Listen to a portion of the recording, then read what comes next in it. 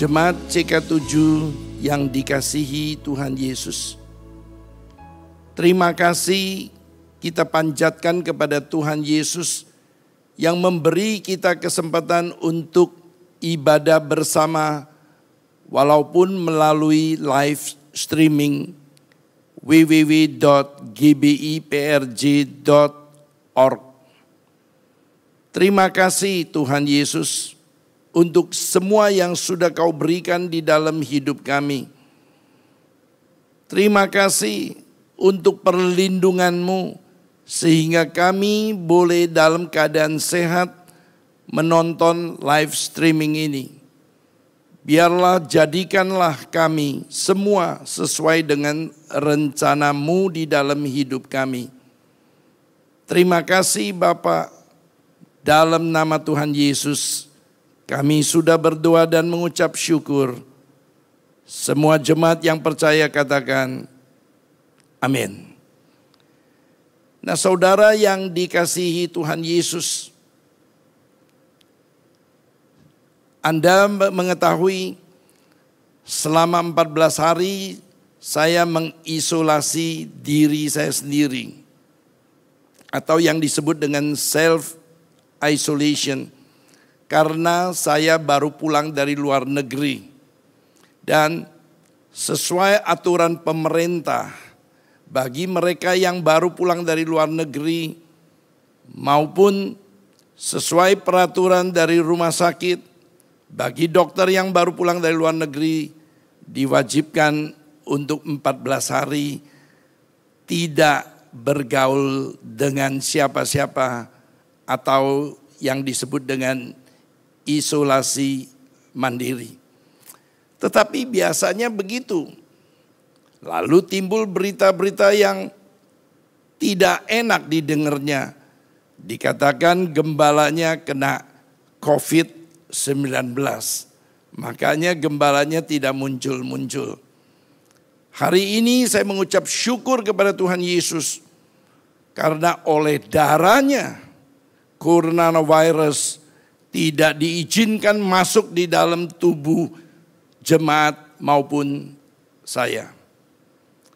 Terima kasih. Nah, hari ini saya selaku gembala CK7 yang kebetulan seorang dokter super spesialis yang membuat tesis PhD saya di London bagian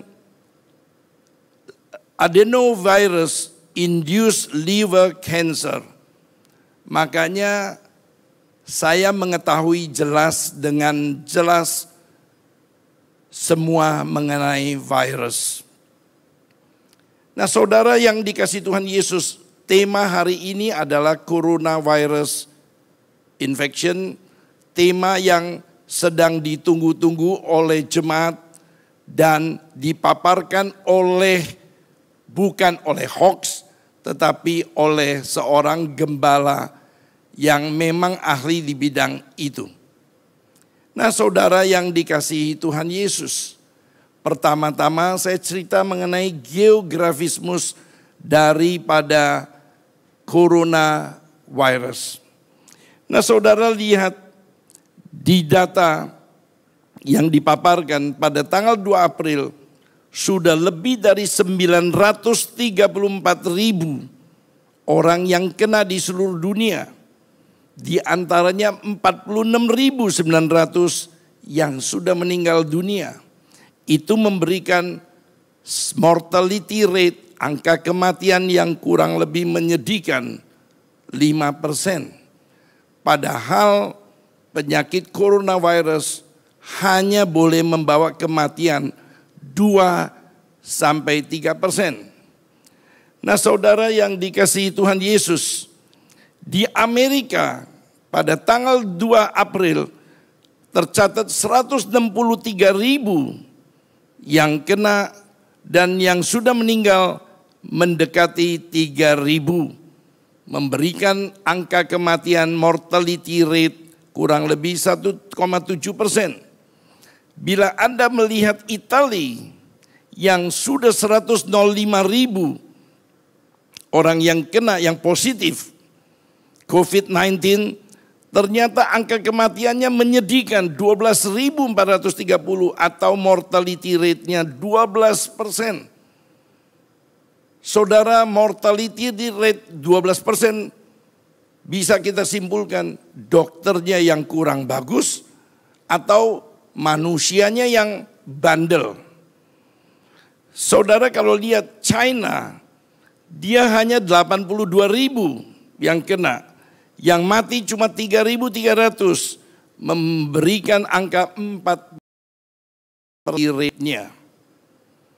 Nah, saudara lihat, di Jerman, yang kena paling banyak di Eropa, di Jerman 67.000. Yang meninggal hanya 730, memberikan mortality rate hanya 1,2%.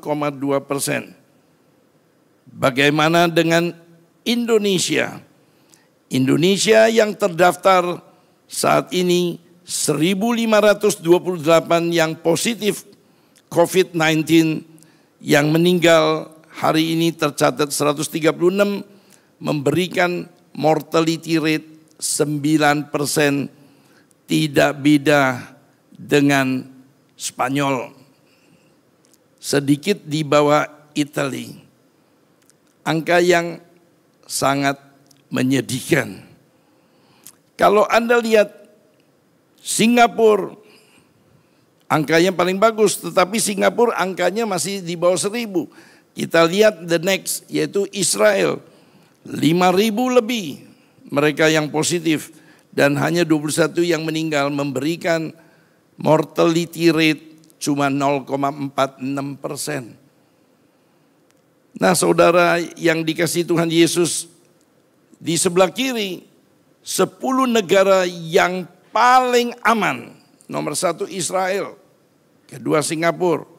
Kalau Anda lihat yang di tengah, 10 negara yang paling efisiensi pengobatannya, Singapura menempati nomor 1. Dan kalau Anda lihat sebelah kanan, 10 negara yang paling risky, artinya gampang menular. Nomor 1 Italia, nomor 2 Indonesia. Nah, saudara yang dikasihi Tuhan Yesus, sebelumnya kita bicara ini lebih lanjut, maka izinkan saya menceritakan apa sih perbedaan antara bakteria dan virus. Saudara, bakteria itu misalnya tifus, TBC, itu bakteria. Bakteria itu bisa dilihat dengan mikroskop yang ada di rumah sakit. Oleh sebab itu, kalau Anda pernah lakukan kultur darah, itu nampak jenis tipe kuman-kuman apa, antibiotikanya apa. Karena bakteri adalah mikroorganisme yang bersel satu, yang dapat hidup di mana saja, dalam keadaan apa saja, panas atau dingin bisa hidup.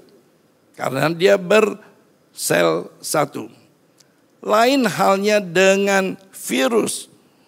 Virus adalah parasit yang membutuhkan inang, yaitu tempat dia reproduksi, yaitu tubuh manusia. Dan virus itu jauh lebih kecil daripada bakteria. Makanya kalau kultur darah negatif bukan berarti tidak ada kuman. Hanya berarti tidak ada bakteria, tetapi bisa ada virusnya. Itu yang pertama supaya Anda mengerti perbedaan antara bakteria dan virus. Virus harus dilihat pakai elektron mikroskop, artinya 1000 kali lebih besar daripada mikroskop pembesarannya. Jadi rumah sakit maupun universitas saya rasa tidak punya elektron mikroskop. Nah, sekarang kita mau lihat sifat daripada coronavirus. Coronavirus dia memiliki diameter 400 sampai 500 mikro. cukup besar untuk ukuran virus. Makanya dia nggak menembus. Anda mau pakai masker yang mahal atau yang murah, asal ada lapisan tengahnya, itu sudah oke. Artinya droplet Anda, cairan tubuh Anda tidak keluar daripada masker itu. Tetapi jangan lupa masker yang ada di luar tetap bisa bersentuhan dengan virus. Kedua, virus itu coronavirus khususnya tidak melayang di udara. Dia tidak airborne disease. Lain seperti hepatitis A itu airborne disease, artinya kalau satu kamar Anda bisa ketularan atau ketepa. Tapi kalau coronavirus tidak bisa. Coronavirus tertularnya melalui kontak benda-benda sekeliling Anda. Misalnya tempat duduk, grill pintu, eskalator Anda pegang, itu semuanya bisa nular. Contoh, orang-orang yang mengantar makanan atau barang-barang dan lain-lain. Nah, saudara yang dikasihi Tuhan Yesus, berarti coronavirus dia harus nempel sama benda-benda sekeliling kita. Bagaimana nempelnya? Yaitu kalau Anda batuk, Anda misalnya bangkis, maka itu menular. Makanya disuruh pakai masker. Jaraknya social distancing itu biasanya 1-2 meter yang ideal. Nah, saudara yang dikasihi Tuhan Yesus, setelah pulang dari luar negeri, saya menjemur semua koper saya. Isi bajunya semuanya saya jemur. Kenapa? Karena coronavirus tidak bisa hidup di udara panas. Lebih dari 26-27 derajat dia akan mati. Oleh sebab itu pakaian Anda kalau pulang dari luar negeri, Anda harus jemur minimal 2 jam. Ditaruh di bawah sinar matahari, maka kuman-kuman coronavirusnya pasti mati. Saudara yang dikasihi Tuhan Yesus, sekarang tiba saatnya saudara melihat cuplikan bagaimana coronavirus itu menularkan satu sama lain dan melalui benda-benda sekelilingnya. Silakan menyaksikannya.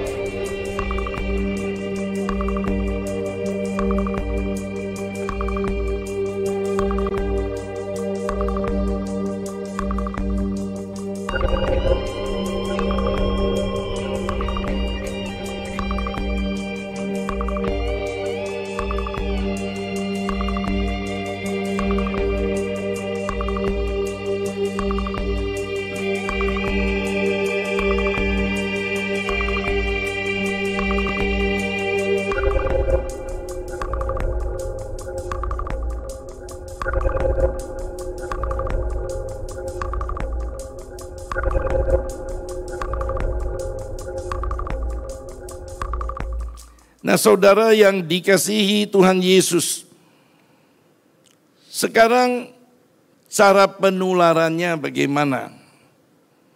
Cara penularannya nomor satu yaitu cairan tubuh kita.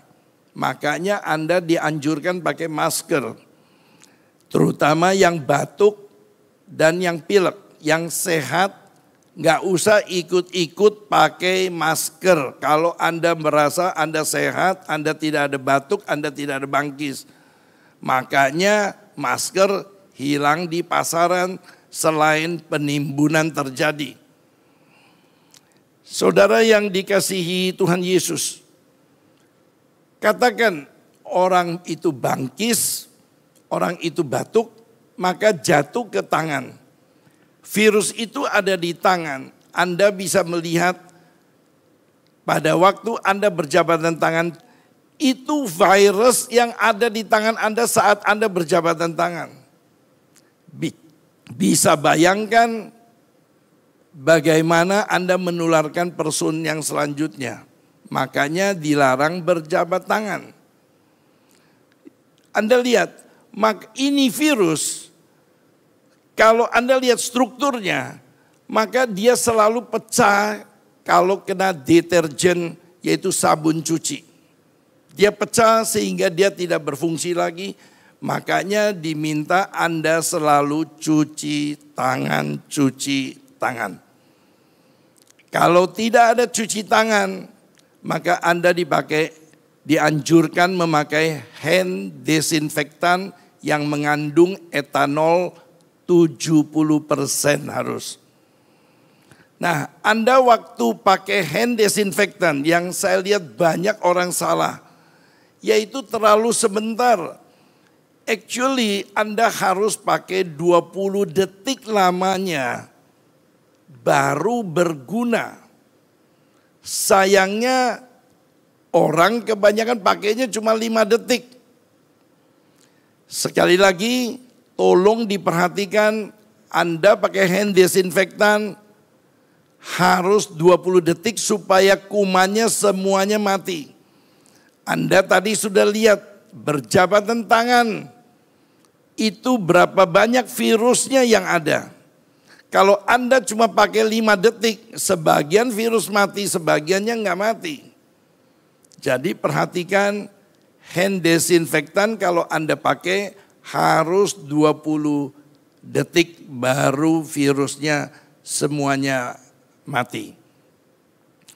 Nah, saudara yang dikasihi Tuhan Yesus, tadi saya sudah cerita mengenai penularannya, yaitu droplet cairan tubuh melalui bangkis atau batuk, itu yang kena tangan, Anda cuci tangan, Anda hilang. Bagaimana kalau batuk dropletnya itu jatuh ke meja, ke koran, ke buku, dan lain-lainnya. Anda ada yang 4 jam, ada yang 9 jam. Oleh sebab itu Anda mesti perhatikan, Anda berusaha menggunakan hand disinfektan, semuanya dilakukan. Atau Anda melakukan penyemprotan. Saudara yang dikasihi Tuhan Yesus, sekarang tiba saatnya saudara melihat cuplikan film dari SOP kesehatan untuk gereja CK7 yang sudah kita lakukan selama bulan Maret.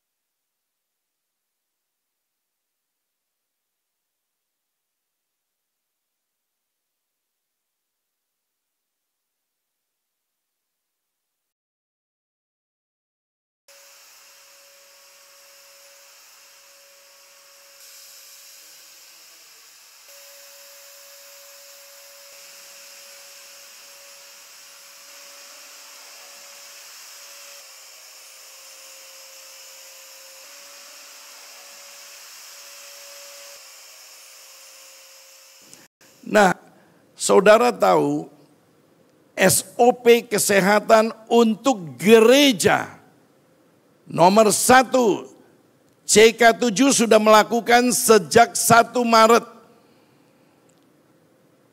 Saudara, nomor 1, kalau Anda mau masuk, Anda harus disediakan hand disinfektan yang mengandung etanol 70% dan 20 detik.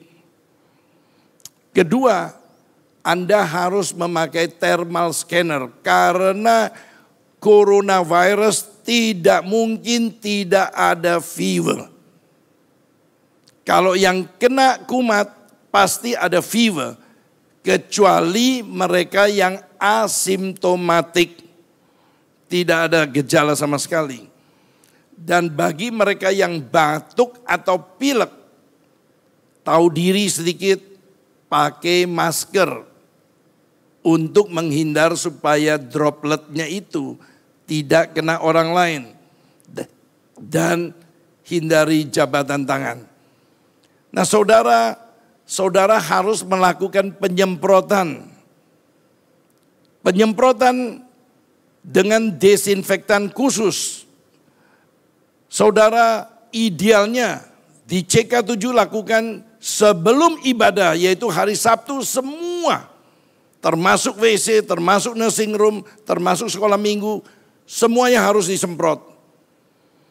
Lalu sesudah ibadah harus disemprot kembali, yaitu Minggu malam atau Senin pagi, disemprot lagi. Sekali lagi, itu yang betul-betul mengikuti SOP kesehatan. Nah, saudara yang dikasihi Tuhan Yesus, tibalah sekarang pengobatannya gimana? Nomor satu, Anda harus lakukan self-isolation. Saudara-saudara lakukan self-isolation khususnya bagi warga yang pulang dari luar negeri 14 hari. Atau Anda harus lakukan self-isolation kalau Anda kontak dengan orang yang positif COVID-19-nya. Misalnya Anda tadi pagi baru ketemu sama orang yang belakangan ketahuan dia positif. Anda harus isolasi diri. Itu yang disebut Anda adalah ODP, orang dalam pemantauan. Orang ini dalam pemantauan, Anda lihat gejalanya ada tidak? Meriang panas, batuk, dan linu-linu. Kalau Anda ada, Anda harus nganjurkan untuk lakukan swab atau usapan di hidung maupun di tenggorokan.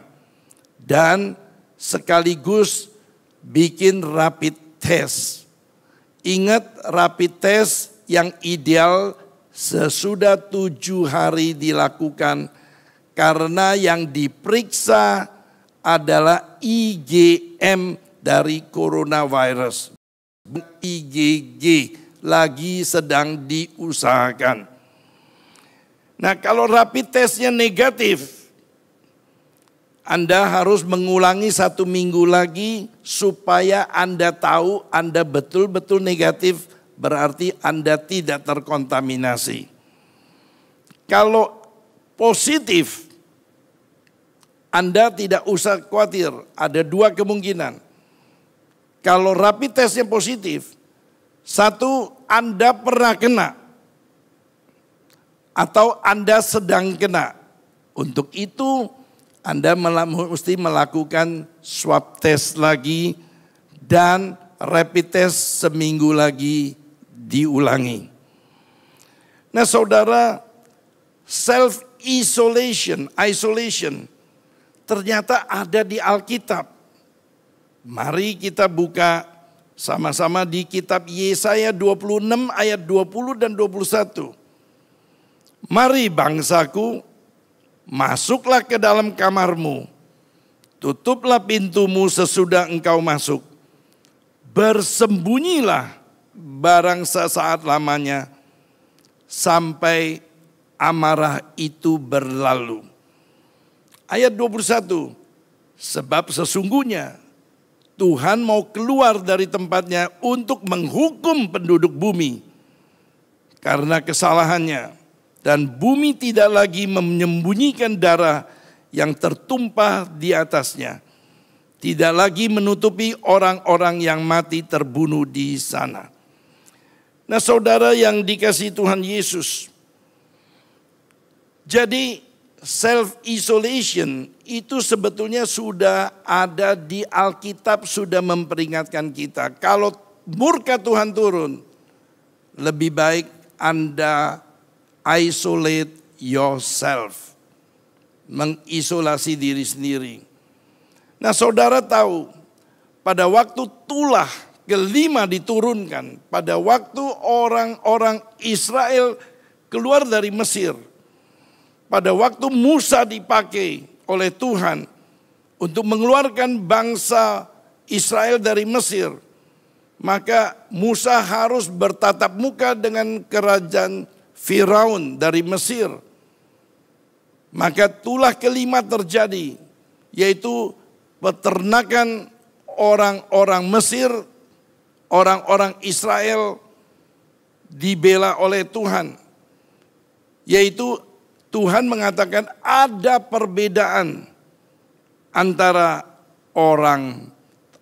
ternak orang Mesir maupun ternak orang Israel. Demikian juga di Keluaran 12 menuliskan pada waktu itu tulah ke-10 maka Tuhan beritahu anak sulung yang orang Mesir akan dibunuh habis. Kalau pintu Anda memakai darah, maka malaikat maut itu tidak akan menimpa Anda. Jadi ada perbedaan antara orang yang cari Tuhan dan orang yang tidak cari Tuhan. Jemaat CK7 yang dikasihi Tuhan Yesus. Ini adalah ujian buat Anda, apakah Anda masih taat sama Tuhan atau menggunakan waktu untuk keluyuran, untuk tidak mencari Tuhan. Saudara yang dikasihi Tuhan Yesus, kita mengucap syukur kita mempunyai seorang gembala sidang yang peka mendengar suara Tuhan. Akhir Februari dia sudah dapat bahwa mulai 1 Maret sampai 9 April kita harus melakukan doa puasa bersama. Pada waktu itu COVID-19 belum terjangkit di Indonesia. Tetapi Tuhan sudah beritahu kepada gembala sidang kita bahwa kita harus melakukan doa puasa. Yaitu tujuannya supaya murka Tuhan sirna. Sebagai gembala CK7, saya hanya bisa menasehatkan jemaat CK7, mari cari Tuhan lebih dekat. Oleh darahnya engkau akan dilindungi, engkau akan dibentengi. Itulah yang Anda berdoa melalui Mazmur 91. Kalau hati Anda betul-betul melekat, saya percaya Anda pasti datang mendengar live streaming ini. Tetapi bagi mereka yang tidak mendengar live streaming, peringatan agar Anda bertobat. Supaya Anda betul-betul bersandar hanya kepada Tuhan. Saya belajar dari Matius 8, yaitu pada saat Yesus duduk di atas kapal, murid-muridnya takut karena ombak besar. Dan sebagian kapalnya sudah tenggelam terisi air. Yesus sedang tidur, mereka bangunkan. Lalu Yesus berkata di Matius 8 ayat 23-26, Yesus berkata, kenapa kalian takut? Kenapa kalian tidak percaya? Lalu Yesus menghardik dan tenanglah atau redahlah angin taufan itu. Hari ini saya percaya kalau Yesus menghardik coronavirus, berhentilah kamu beraction, maka itu akan terjadi. Tetapi kita tahu otak kita bukan otak Tuhan. Otak kita hanya sebesar bakpao. Kita kadang-kadang tidak mengerti rencana Tuhan. Mungkin Tuhan mau lebih banyak lagi bertobat. Lebih banyak lagi mencari Dia. Makanya itu harus terwujud dulu. Baru Tuhan akan berkata, diam, tenanglah. Redakan saat ini juga coronavirus. Saudara, pada saat dia berkata itu, saya percaya dengan yakin bahwa coronavirus akan stop dengan actionnya. Saudara yang dikasihi Tuhan Yesus, yang kedua, saudara, yaitu saudara harus menjaga jarak supaya saudara tidak menepakan kepada orang lain atau yang dikenal dengan social distancing. Dan ketiga, kalau Anda masuk hospital, Anda pasti dikasih obat malaria karena obat malaria yang sudah di-approve oleh FDA Amerika. Nah, saudara dapat obat namanya hidrokloroquine. Saudara sering dikombinasi dengan azitromisin 500 mg dalam bentuk Jexian. Atau kalau Anda tidak masuk rumah sakit atau rumah sakit penuh, maka Anda makan oral medication yaitu Citromax atau Cibramax. Ada yang menganjurkan 1x1, ada yang menganjurkan 2x1, tergantung dokternya. Nah saudara, ada dokter yang memberikan atau rumah sakit yang memberikan obat flu. Misalnya ada sebuah rumah sakit yang memberikan yaitu Tamiflu, oseltamivir. Ada yang memberikan Avigan, obat Jepang, yaitu Favipiravir. Di Amerika orang memberikan Remdesivir. Sekali lagi obat-obat flu agents belum ada konfirmasi FDA approved. Nah lalu supporting agent. Anda bisa makan vitamin C 1 gram per hari asal mahnya kuat. Sebetulnya kalau mau memperkuat imunologi Anda harus 10 gram per hari baru ada gunanya. Nah saudara, ada yang menganjurkan makan vitamin zinc sulfat seperti yang dilakukan oleh Dr. Selenko. Nah saudara yang dikasihi Tuhan Yesus, itu saja yang saya mau titipkan kepada Anda. Saya percaya darah Yesus yang akan mentahirkan Anda semuanya, dan darah Yesus yang akan membuat coronavirus melakukan perbedaan. Mereka yang tidak mencari Tuhan, mereka akan kena. Sehingga tujuan Tuhan Yesus melalui coronavirus ini supaya semua orang mencari Dia, dan itulah baru saatnya Tuhan Yesus meredahkan angin taufan di laut atau meredahkan coronavirus. Tuhan memberkati. Kita tundukkan kepala. Bapa, kami percaya kami adalah anak-anak-Mu Tuhan yang sudah ditahirkan oleh darah-Mu. Kami percaya darah-Mu yang sudah mentahirkan kami akan membuat coronavirus yang udah masuk akan dilumpuhkan dalam nama Tuhan Yesus. Coronavirus yang belum masuk akan dicegah, dibentengi, dan diluputi daripada coronavirus infection.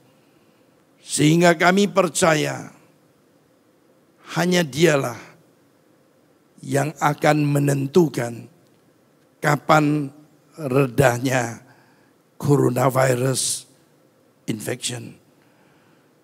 Bapak, terima kasih untuk pengajaran-Mu ini. Kami percaya tugas kami menceritakan kepada teman-teman kami yang belum beribadah dengan sungguh-sungguh atau belum percaya pada Tuhan Yesus, bahwa hanya Tuhan Yesus yang sanggup meredahkan coronavirus infection. Dan kami percaya, kami yang percaya sesuai dengan Alkitab akan diadakan perbedaan. Kami tidak akan diserang, kami akan dibentengi, bahkan diliputi oleh kuasa-Mu sehingga coronavirus tidak bisa masuk. Atau coronavirus yang masuk sudah dilumpuhkannya.